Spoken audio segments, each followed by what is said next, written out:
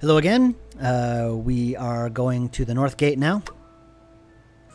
We have to find General Ginger, and the only person who probably would know where she is TikTok. Hey, TikTok. I have some more questions for you. You may ask. Yes. Do you still talk to General Ginger? She is my Ginger outranks TikTok now? Where can I... general. This is the first part of the game where you really start to get the backstory of Petra, and if I did anything right, and there's a lot of things I did wrong with this game, if I did anything right, I'm very proud of the way the backstory presents itself over the first hour of the game. The one thing I never like about most detective games is that you're a detective and you are given a mission and you do it because you're a detective and that's it. I always like to give detectives a motivation and a reason for being a detective and going on cases. And in Petra's case, she wants to find her brother eventually, and in helping other people solve their problems, she's hoping to eventually get a lead on her own mystery. And that's there. And also, Thanks. she has this history with the guard and with Ginger, and I like the way this presents itself. I'm kind of very happy with the way that slowly pieced the information to you over time. That's the one thing I think I did really well in this game. If I have to blow my trumpet over anything, it's that. And here's a funny thing. This is, oh god, all the reviews hated this thing that's going to happen in the next 5 seconds. All of them, unanimously. Quest complete. Find Ginger. New quest. Talk to Ginger. Everyone hated this, and I can't blame them. But again, like I said, I mean, I'm going to lower the volume here so I can talk about that a bit, because I know why this is annoying. Again, like I said before, we always had to have a quest on the screen at any given time. And then here's like this 5-second period between finding Ginger and talking to Ginger where you had no quest. And that was a no-no in Play First Land. Like, you needed to have something on the screen. So I had to throw that in there. And I knew this was really breaking immersion, and a lot of reviewers hated it. But, you know, sorry. Like I said earlier, if I could have come up with a more integrated way of handling these quest gems and this meta map structure, I would have done it. But this was kind of added. This whole system was deemed necessary at the last minute. So this is what we came up with. So sorry again. I'm going to apologize about this several times before this Let's Play is over. And another interesting thing. Magic was involved in this, and neither of you have a license. These guys are talking in the background. Hey, you can't pin this on And it was the first time that happened. So a lot of the playtesters, again, I'm going to pause it so you can hear me talk. A lot of the playtesters were confused by that. They thought it was a cutscene, and they were waiting for it to finish.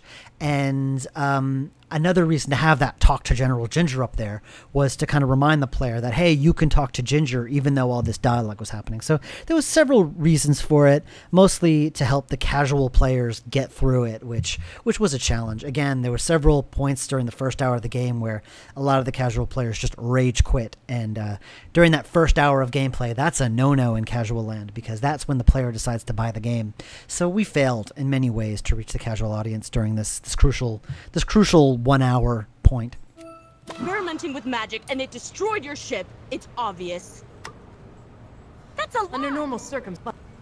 Hey, General. Petra, what rock did you crawl out from under? I'm Russian. It's been 2 years since I played this game. I can laugh at my jokes. To drive us out of business. Leave the theories to me, girl.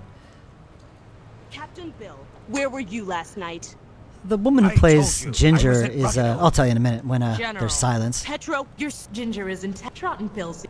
Ruggido, Whoops. consorting with a known... Gotta give this to Hey, her. General, take a look at this. It was... Nope. I think you're lying. Oh, for Lurleen's sake. It's silver with a ruby inlay. Do you really think it belongs to them? Okay, but if people... Blah, blah, blah. So basically, they go off. The woman who played Ginger, it was funny because I think I mentioned earlier how I went to San Francisco to do the voice acting there, to direct the voice actors in San Francisco. And the woman who played Ginger was the only one I never met face-to-face because she was ill the day she was supposed to come in. So I ended up recording with her and being patched in over Skype. So she was the one actress that I never got to meet. Another button. So let's talk to the actress I never met.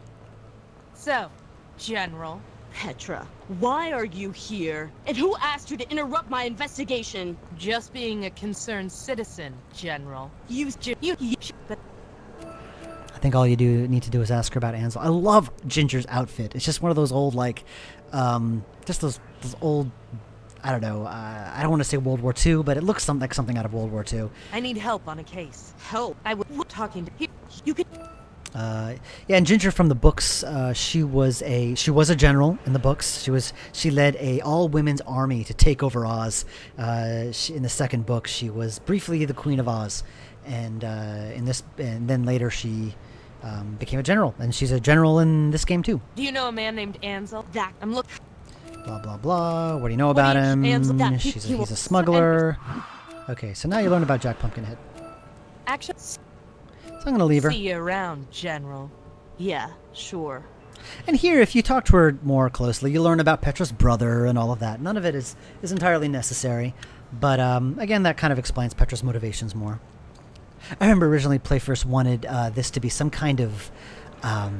this crane to be some kind of animal, like some kind of elephant's trunk or something, and then we decided, as cool as that was, we decided, you know what, Oz isn't the Flintstones, so we just left it as is. And I love this water effect. That's all John Green.